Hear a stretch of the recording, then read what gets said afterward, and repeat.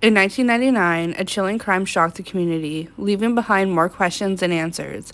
A life was taken, and despite the passage of time, the case remains unsolved. The evidence, the suspects, and the unanswered questions continue to haunt those who seek justice.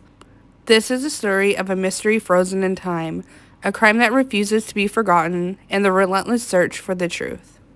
In today's video, we're going to be talking about Jason MacCullough, someone whose life was taken and never got justice.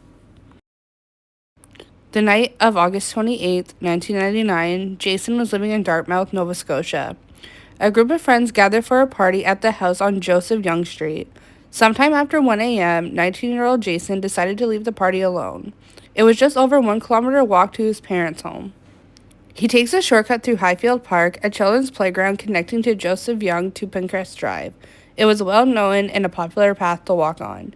Jason has walked it before and would have felt safe on that path, surrounded by houses, basketball courts, and apartment buildings.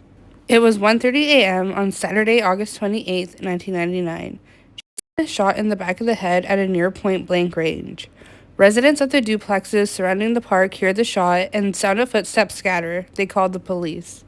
At 2:30 a.m., Jason's body is found on the path between 100 and 104 Pinecrest Drive, less than 6 blocks from his home.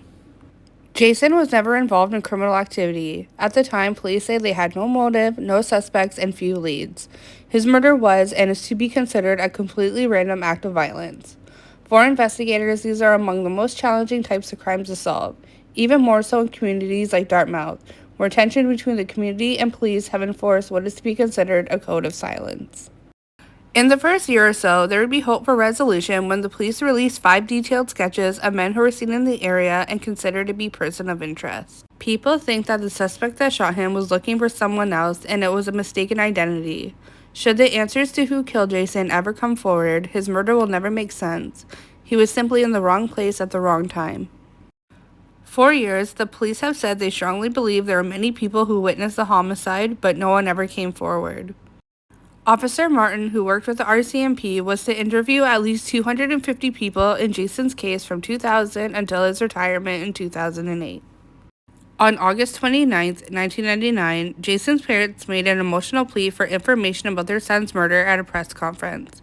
"We might have overprotected him a little, but we never thought something like this would happen in the north end of Dartmouth," his father said.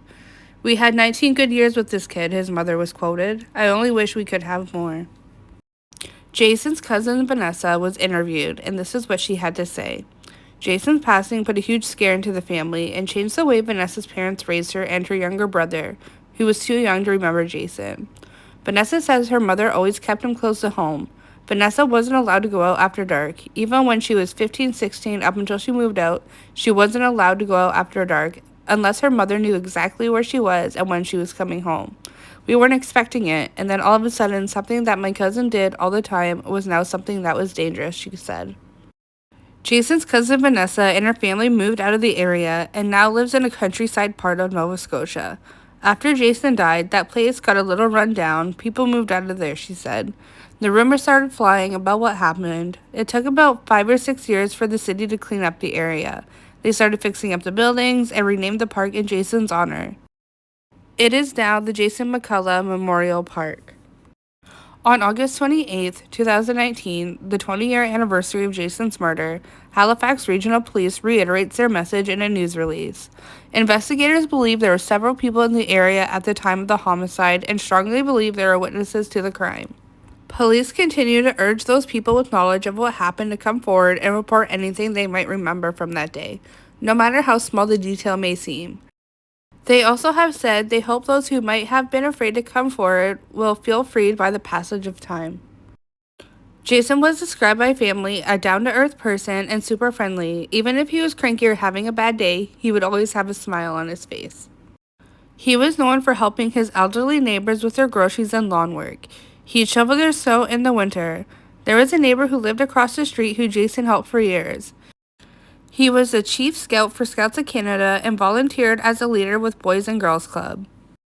Jason loved music, especially R&B. He graduated from Dartmouth High School the year before he got accepted into St. Mary's and Dalhousie University.